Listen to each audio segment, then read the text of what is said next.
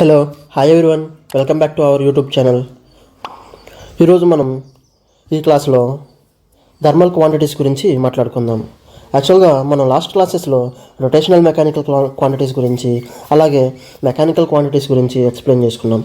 అయితే ఇప్పుడు ఈ క్లాస్లో థర్మల్ క్వాంటిటీస్ అంటే ఏంటి, అలాగే థర్మల్ క్వాంటిటీస్లో ఏమేమి ఉన్నాయి అనేది ఒకసారి చూడండి. థర్మల్ క్వాంటిటీస్లో మనకి టెంపరేచరు, హీటు, ఎంట్రోపీ ఈ మూడు ఫిజికల్ క్వాంటిటీస్ గురించి మనం ఈరోజు ఎక్స్ప్లెయిన్ చేసుకుందాం. But before going to explain our topic, ఇంకా మన ఛానల్ని ఎవరైనా సబ్స్క్రైబ్ చేయకపోయి ఉంటే ఇప్పుడే సబ్స్క్రైబ్ చేసుకొని పక్కనే ఉన్న బెల్ ఐకాన్ని క్లిక్ చేయండి.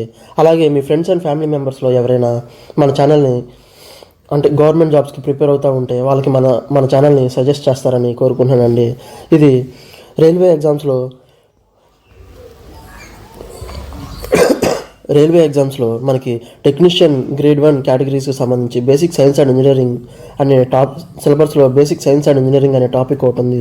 ఆ టాపిక్కి మనం చెప్పే క్లాసెస్ అనేవి చాలా హెల్ప్ఫుల్గా ఉంటాయండి. అయితే మనం ఇంకా లేట్ చేయకుండా టాపిక్లోకి వెళ్ళిపోతే, మనకి ఆల్రెడీ మనం డిస్కస్ చేసాం లాస్ట్ క్లాస్లో. ఫిజికల్ క్వాంటిటీస్లో మనకి 2 రకాలు ఉన్నాయి, ఫండమెంటల్ క్వాంటిటీస్ అలాగే డెరైవ్డ్ క్వాంటిటీస్ అని. అలాగే ఈ డెరైవ్డ్ క్వాంటిటీస్ని మనకి అనువుగా అంటే మనం చదువుకోవడానికి సింపుల్గా ఉండడం కోసం 4 విధాలుగా డివైడ్ చేసుకుంటాం. Mechanical quantities, rotational mechanical quantities, thermal quantities, అలాగే బేసిక్ ఎలక్ట్రికల్ క్వాంటిటీస్ అని ఇట్లా డివైడ్ చేసుకున్నాం. అయితే మెకానికల్ క్వాంటిటీస్ అలాగే రొటేషనల్ మెకానికల్ క్వాంటిటీస్ గురించి మనం లాస్ట్ క్లాసెస్లో ఎక్స్ప్లెయిన్ చేసుకున్నాం. ఎవరైతే ఆ క్లాసెస్ చూడలేదో ఒకసారి బ్యాక్కి వెళ్ళి ఆ ప్లేలిస్ట్లో ఉన్న ఈ క్లాసెస్ కూడా చూసి ఇక్కడ రండి. మీకు సింక్ అనేది మిస్ అవ్వకుండా ఉంటుంది, అప్పుడు మీకు క్లారిటీ అనేది వచ్చింది. అలాగే ఆ క్లాసెస్లో మనకి డిస్క్రిప్షన్లో క్లాస్ నోట్స్ అనేది ప్రొవైడ్ చేశాను. మీరు కనుక ఆ క్లాస్ నోట్స్ని డౌన్లోడ్ చేసుకుంటే మీకు ఎప్పటికప్పుడు ప్రిపేర్ అవ్వడానికి కొంచెం హెల్ప్ఫుల్గా ఉంటుంది మెటీరియల్. అయితే ఇప్పుడు మనం టాపిక్లో టెంపరేచర్ గురించి ఎక్స్ప్లెయిన్ చేసుకుందాం. ఒకసారి చూడండి. ఒకసారి కనుక చూసుకుంటే టెంపరేచర్ని మనం Q అనేసి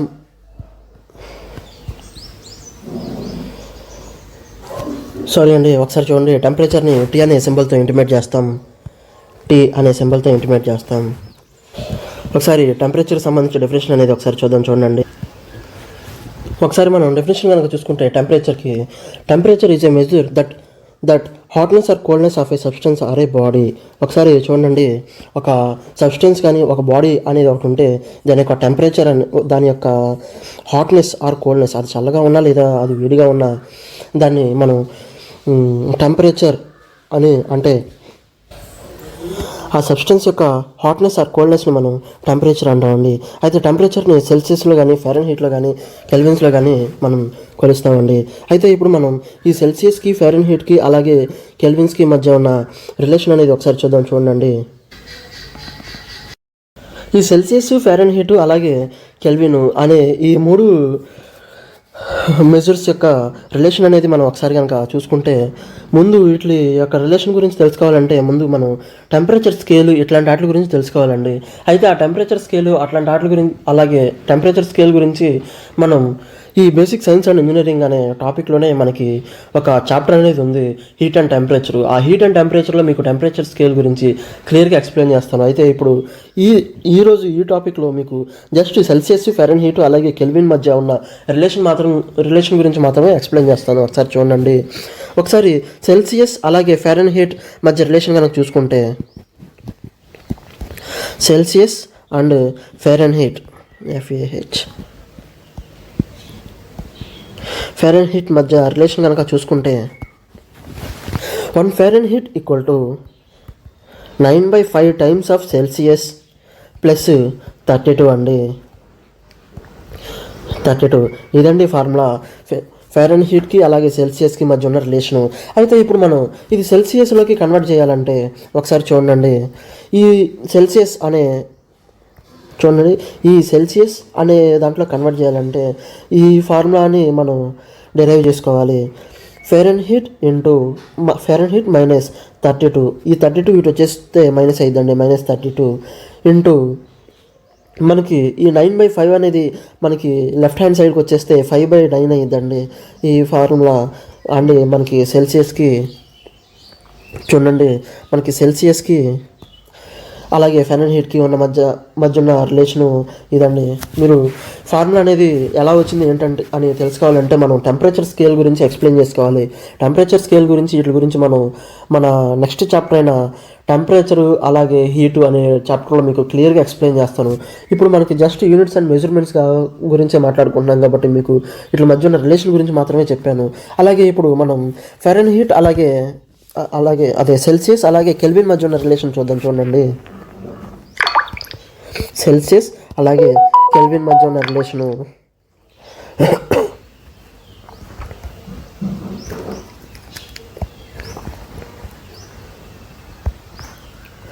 సెల్సియస్ అండ్ కెల్విన్ మధ్య ఉన్న రిలేషన్ చూద్దాం. చూడండి, యాక్చువల్గా సెల్సియస్ అండ్ కెల్విన్ మధ్య ఉన్న రిలేషన్ చాలా సింపుల్గా ఉండేదండి. 1 kelvin equal to Celsius measure plus 273.15 అనే ఈ 273.15 అలాగే ఈ 32 అలాగే ఈ 5/9 ఇవన్నీ ఎలా వచ్చినాయో మీకు టెంపరేచర్ స్కేల్ ద్వారా ఎక్స్ప్లెయిన్ చేస్తాను. ఒకవేళ ఇదే క్లాస్లో ఎక్స్ప్లెయిన్ చేయాలంటే కింద కామెంట్ చేయండి. ఖచ్చితంగా మీకు నెక్స్ట్ క్లాస్లో టెంపరేచర్ స్కేల్ గురించి ఎక్స్ప్లెయిన్ చేసి ఆ తర్వాత నేను నెక్స్ట్ క్లాస్ అనేది మొదలు పెడతాను. అయితే మనకి ఈ క్లాస్లో అంత ఇంపార్టెంట్ కాదు కాబట్టి నేను జస్ట్ యూనిట్స్ అండ్ మెజర్సే కాబట్టి ఈ క్లాసు జస్ట్ మీకు ఇట్లా రిలేషన్ గురించి మాత్రమే ఎక్స్ప్లెయిన్ చేస్తున్నాను. అయితే ఇప్పుడు మనం కెల్విన్ గురించి అలాగే సెల్సియస్ మధ్య ఉన్న రిలేషన్ చూసాము. ఈ రిలేషన్ ద్వారా మనం సెల్సియస్కి సెల్సియస్ని డెరైవ్ చేస్తే చూడండి, కెల్విన్ మైనస్ 273.15 ఇద్దండి. ఇది రెండింటి మధ్య ఉన్న రిలేషన్ అండి. మీరు ఈ రిలేషన్స్ అనేవి కొంచెం గుర్తుపెట్టుకొని ఉంటే మనకి ఎగ్జామ్ పాయింట్ ఆఫ్ వ్యూ ఈ రిలేషన్ ద్వారా క్వశ్చన్స్ అనేవి అడగడం జరుగుతుందండి. మీరు ఖచ్చితంగా ఈ రిలేషన్స్ అనేవి గుర్తుపెట్టుకోవాలండి, చాలా ఇంపార్టెంట్ అంటే ఇవి.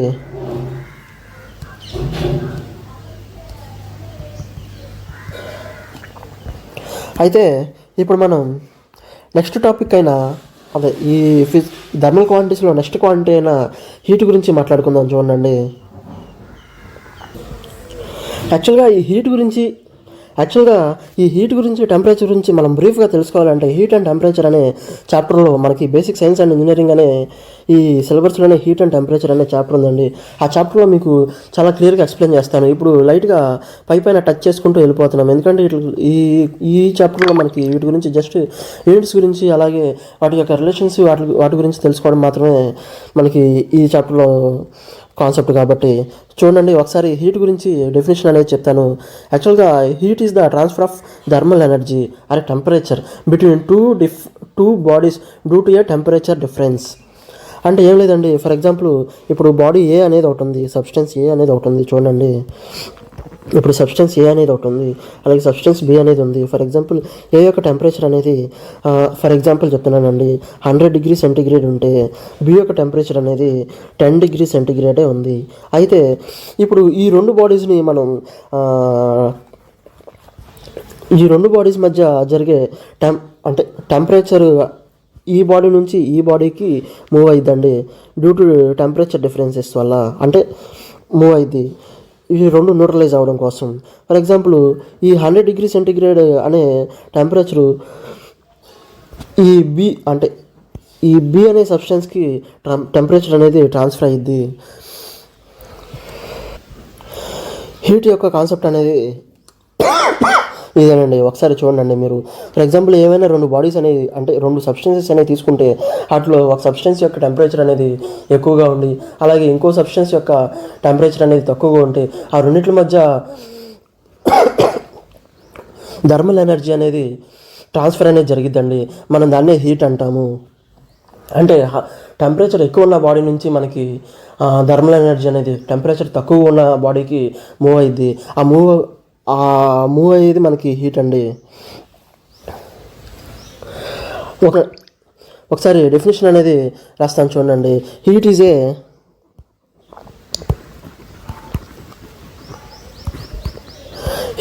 Is the transfer of thermal energy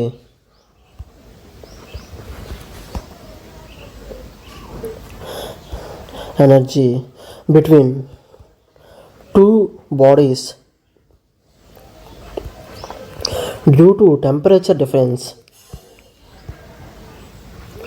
Due to temperature difference. So it is denoted by Q అండి. క్యాపిటల్ క్యూతో మనం ఇది హీట్ని డినోట్ చేస్తాం. అయితే ఈ హీట్ యొక్క మ్యాథమెటికల్ ఫార్ములా కనుక చూసుకుంటే మనం MC డెల్టా T అండి. అయితే దీంట్లో క్యూ అనేది ట్రాన్స్ఫర్ ఆఫ్ హీట్ అయితే, అంటే ఒక బాడీ నుంచి ఏ అనే బాడీ నుంచి బి అనే బాడీకి ట్రాన్స్ఫర్ అయిన హీట్ అయితే హీట్ అనేది క్యూ అండి. Q is a transfer of heat లేదా హీట్ ట్రాన్స్ఫర్ అంటాం, హీట్ ట్రాన్స్ఫర్. అలాగే M is the mass of a substance అండి.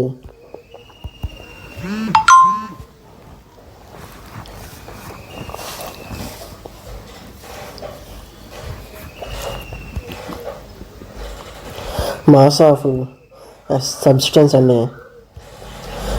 దేని యొక్క మాస్ అండి? ఏ బాడీ నుంచి అయితే హీట్ అనేది ట్రాన్స్ఫర్ అవుతుందో ఆ బాడీ యొక్క మాస్ అండి.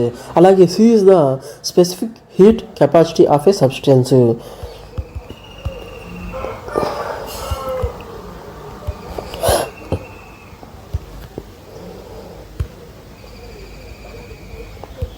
కెపాసిటీ ఆఫ్ ద సబ్స్టెన్స్ అండి. అలాగే T is the change in temperature అండి. ఫర్ ఎగ్జాంపుల్ బాడీ ఏ యొక్క టెంపరేచర్ 100 degrees ఉంటే అది హీట్ ట్రాన్స్ఫర్ జరిగిన తర్వాత దాని టెంపరేచర్ 50 degreesకి డౌన్ అయితే ఆ రెండింటి మధ్య ఉన్న డిఫరెన్స్ అనేది మనకి చేంజ్ ఇన్ టెంపరేచర్ అండి. అందుకనే డెల్టా Tతో ఇంటిమేట్ చేస్తారు. Change in temperature, change in temperature అండి, టెంపరేచర్. అయితే ఇప్పుడు మనం దీనికి సంబంధించిన SI యూనిట్స్ అనగా కనుక చూసుకుంటే ఒకసారి చూడండి. హీట్ యొక్క SI యూనిట్స్ కనుక మనం చూసుకుంటే ఒకసారి SI units of heat is joules అండి. అయితే మనం టెంపరేచర్ గురించి ఇందాకలా SI యూనిట్స్ అనేది చెప్పుకోవడం మర్చిపోయామండి. ఒకసారి చూడండి, టెంపరేచర్ యొక్క SI యూనిట్స్ వచ్చేసి కెల్విన్స్ అండి. కెల్విన్స్తో టెంపరేచర్ యొక్క SI యూనిట్స్ మనం ఇంటిమేట్ చేస్తాం. అయితే ఇప్పుడు టెంపరేచర్ యొక్క మనం డైమెన్షనల్ ఫార్ములా అనేది కూడా చెప్పుకోవాలి కాబట్టి టెంపరేచర్ యొక్క డైమెన్షనల్ ఫార్ములా మనం కెల్విన్తో ఇంటిమేట్ చేస్తామండి. చూడండి, మనం ఇందాలు అంటే లాస్ట్ క్లాసెస్లో కూడా టెంపరేచర్ అదే డైమెన్షనల్ ఫార్ములా ఇంటిమేట్ చేసేటప్పుడు బేస్ క్వాంటిటీస్ అయిన M అలాగే L అలాగే Tతో ప్రతి క్వాంటిటీ యొక్క డైమెన్షనల్ ఫార్ములా ఇంటిమేట్ చేస్తాం. అయితే ఈ టెంపరేచర్లో మనకి మాస్ అనే దానికి లేదు, అలాగే లెంత్ అనేది లేదు, అలాగే టైం అనేది లేదు. సో వీటికి మనం పవర్స్లో 0 అనేది పెడతాం. అయితే టెంపరేచర్కి మరి డైమెన్షన్స్ ఉండవా సార్ అంటే డైమెన్షన్స్ కంపల్సరీ ఉంటాయండి టెంపరేచర్కి. ఆ డైమెన్షన్స్ని మనం Kతో ఇంటిమేట్ చేస్తాం. అయితే ఇక్కడ మనం K⁻1 అని వేసుకోవచ్చు, లేదా K అనేది కూడా పెట్టుకోవచ్చు. పవర్లో మనకి ఇక్కడ ఏం లేవు కాబట్టి. సో ఇప్పుడు మనం హీట్ యొక్క SI యూనిట్స్ అనేది చూసాను చూడండి. హీట్ యొక్క SI యూనిట్స్ వచ్చేసి మనకి జౌల్స్ అండి. అసలుకి ఈ జౌల్స్ అంటే ఏంటి ఒకసారి చూడండి. అయితే ఈ జౌల్స్ గురించి తెలుసుకున్న తర్వాత మనం డైమెన్షనల్ ఫార్ములా కూడా తెలుసుకుందాం. ఒకసారి ఈ జౌల్ యొక్క మనం డెఫినేషన్ అనేది ఒకసారి కనుక చూసుకుంటే మీకు జస్ట్ నోటితో చెప్పేస్తున్నాను వినండి. యాక్చువల్గా it is an equivalent to the amount of work done when a force of 1 Newton is exerted over a distance of 1 meter. For example మనం ఒక ఆబ్జెక్ట్ అనేది ఉందండి. ఈ ఆబ్జెక్ట్ని 1 meter డిస్టెన్స్ని మూవ్ చేయడానికి మనం ఎంత ఫోర్స్ అయితే యూస్ చేస్తామో దాన్ని మనం జౌల్ అంటామండి. అయితే ఈ జౌల్ని J అనే సింబల్తో ఇంటిమేట్ చేస్తాం. అయితే ఒకసారి మనం కనుక చూసుకుంటే ఈ అర్థమైంది కదండి. జౌల్కి మనకి డెఫినేషన్ సింపుల్గా చెప్పాలంటే వర్క్ డన్ అండి. వర్క్ డన్ అంటే మనకి ఫార్ములా తెలుసు కదండి. Work done equal to force into displacement and force into displacement. అయితే ఫోర్స్ ఇంటూ డిస్టెన్స్ అని కూడా అనొచ్చు. అయితే ఒకసారి మనం కనుక చూసుకుంటే ఫోర్స్కి మాస్ ఇంటూ యాక్సలరేషన్, అలాగే డిస్టెన్స్ మనం డిస్ప్లేస్మెంట్. అయితే ఇప్పుడు మనకి మాస్ అంటే కేజీ, అలాగే యాక్సలరేషన్ అంటే మీటర్/సెకండ్², అలాగే డిస్టెన్స్ని మనం మీటర్స్లో తీసుకుంటాం. అయితే మనకి వీటిని మనం డైమెన్షనల్ ఫార్ములా కింద కన్వర్ట్ చేస్తే చూడండి, ఎల్టీ మనకి బేస్ క్వాంటిటీస్ అండి. ఎం అంటే మాస్, కేజీ ఇక్కడ ఉంది కదండి, చూడండి మాస్ 1 kg ఉంది కాబట్టి m⁻1. అలాగే ఈఎం మనకి ఎం అంటే మీటర్స్ కదండి, అది లెంత్ యొక్క క్వాంటిటీ. సో అక్కడ 2 mలు ఉన్నాయి కాబట్టి మనం m² అయ్యింది. సో l⁻2 వేస్తామండి. ఇక్కడ డినామినేటర్లో సెకండ్² ఉంది. సో ఇది న్యూమినేటర్లోకి వస్తే మైనస్ అయ్యిద్దండి. సో -π2 అండి. ఇదండి మనకి డైమెన్షనల్ ఫార్ములా ఆఫ్ హీట్. అయితే ఒకసారి మీరు చూడండి, మనం ఈ బ్రాకెట్స్ ఇట్లా వేయకూడదండి. డైమెన్షనల్ ఫార్ములాకి ఇట్లా వేస్తే అవి తప్పండి. స్క్వేర్ బ్రాకెట్స్లోనే డైమెన్షనల్ ఫార్ములా అనేది ఇంటిమేట్ చేయాలి. మనకి ఎగ్జామ్ పాయింట్ ఆఫ్ వ్యూలో ఇవి కూడా అడిగే ఛాన్స్ ఉంది, బాగా డెప్త్గా అడిగితే.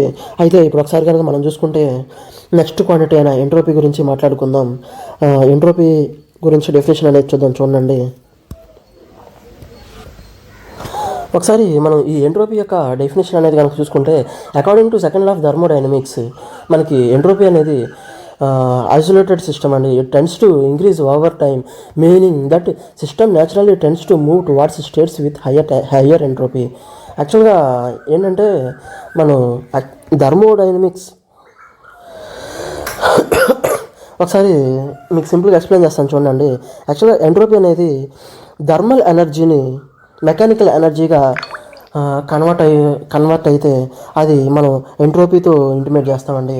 అంటే చూడండి, the conversion of thermal energy to mechanical energy is called entropy అండి. చూడండి ఒకసారి, కన్వర్షన్ ఆఫ్ థర్మల్ ఎనర్జీ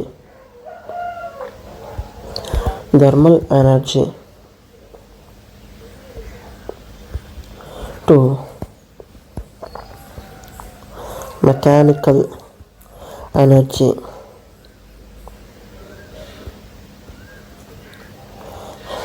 సింపుల్గా చెప్పాలంటే ఇదేనండి ఎంట్రోపీ యొక్క డెఫినేషన్. మనకి ఎంట్రోపీకి సంబంధించి రకరకాలుగా మనకి డెఫినేషన్స్ అనేవి మనం ఎక్స్ప్లెయిన్ చేసుకోవచ్చు యూజింగ్ థర్మోడైనమిక్ లాస్. అయితే దాని గురించి మనం హీట్ అండ్ టెంపరేచర్ అనే టాపిక్లో చాలా క్లియర్గా ఎక్స్ప్లెయిన్ చేసుకుందాం. ఇప్పుడు మనకి జస్ట్ ఈ డెఫినేషన్ అనేది తెలుసుకోవాలి కాబట్టి మీకు ఎక్స్ప్లెయిన్ చేశాను. మనకి యాక్చువల్గా కావాల్సింది ఎంట్రోపీ యొక్క SI యూనిట్స్, అలాగే ఎంట్రోపీ యొక్క డైమెన్షనల్ ఫార్ములాస్ ఇవి తెలుసుకోవాలి కాబట్టి మీకు సింపుల్గా డెఫినేషన్ అనేది చెప్పడానికి మీకు ట్రై చేస్తున్నాను. చూడండి, entropy means it is a conversion of energy, thermal energy to the mechanical energy అండి. ఇదండి. అయితే ఈ ఎంట్రోపీకి సంబంధించి ఒకసారి మనం ఫార్ములా అనేది కనుక చూసుకుంటే S అనేది ఎంట్రోపీని మనం Sతో ఇంటిమేట్ చేస్తామండి. అయితే ఎంట్రోపీ యొక్క ఫార్ములా వచ్చేసి డెల్టా Q/T అండి. ఇక్కడ Q అనేది మనకి అమౌంట్ ఆఫ్ హీట్ యాడెడ్ అండి. అలాగే T అనేది టెంపరేచర్ అండి. అయితే దీనికి సంబంధించి ఎంట్రోపీకి సంబంధించి మనం SI యూనిట్స్ చూద్దాం. చూడండి, SI యూనిట్స్ కనుక చూస్తే ఎంట్రోపీకి సంబంధించి మనకి జౌల్స్ పర్ కెల్విన్ అండి. ఒకసారి SI యూనిట్స్ కనుక చూసుకుంటే మనకి ఇందాక జౌల్స్కి మనం ఆల్రెడీ SI యూనిట్స్ అనేవి రాసామండి. M, అలాగే l⁻2, అలాగే T⁻−2 అని రాసుకున్నామండి. అయితే ఇక్కడ మనకి యూనిట్స్లో కింద డినామినేటర్లో కెల్విన్ కూడా టెంపరేచర్ యొక్క క్వాంటిటీ కూడా ఉంది. సో టెంపరేచర్ యొక్క క్వాంటిటీ మనం Kతో ఇంటిమేట్ చేస్తామండి. అయితే ఈ K అనేది మనకి న్యూమినేటర్లోకి వస్తే డైమెన్షనల్ ఫార్ములా చూడండి. డైమెన్షనల్ ఫార్ములా ఏమైందంటే అప్పుడు మనకి M, అలాగే l⁻2, T⁻−2, అలాగే K⁻−1 అండి. ఇదండి మనకి డైమెన్షనల్ ఫార్ములా. డైమెన్షనల్ ఫార్ములాని ఎప్పుడు మనం స్క్వేర్ బ్రాకెట్స్లో ఇంటిమేట్ చేస్తాం. ఇదండి ఈరోజు మన క్లాసు. మనం నెక్స్ట్ క్లాస్లో ఎలక్ట్రోమాగ్నెటిక్ క్వాంటిటీస్ గురించి కూడా ఎక్స్ప్లెయిన్ చేస్తాను. అయితే ఎలక్ట్రోమాగ్నెటిక్ క్వాంటిటీస్ మనం బేసిక్ ఎలక్ట్రిసిటీ అనే చాప్టర్లో కూడా క్లియర్గా ఎక్స్ప్లెయిన్ చేస్తాను. జస్ట్ నెక్స్ట్ క్లాస్లో మనం ఎలక్ట్రోమాగ్నెటిక్ క్వాంటిటీస్ గురించి మీకు డెఫినేషన్స్ అంటే సింపుల్ డెఫినేషన్స్, అలాగే వాటి యొక్క SI యూనిట్స్, అలాగే వాటి యొక్క డైమెన్షనల్ ఫార్ములాస్ మీకు క్లియర్గా ఎక్స్ప్లెయిన్ చేస్తానండి. అయితే మీరు మన ఛానల్ని ఇంకా సబ్స్క్రైబ్ చేసుకోకపోయి ఉంటే ఇప్పుడే మన ఛానల్ని సబ్స్క్రైబ్ చేసుకొని మీ ఫ్రెండ్స్ అండ్ ఫ్యామిలీ మెంబర్స్లో ఎవరైనా గవర్నమెంట్ జాబ్స్కి ప్రిపేర్ అవుతూ ఉంటే వాళ్ళకి మన ఛానల్ని సజెస్ట్ చేస్తారని కోరుకుంటూ ఈరోజు మనం ఈ క్లాస్ని ఇక్కడితో క్లోజ్ చేస్తున్నామండి.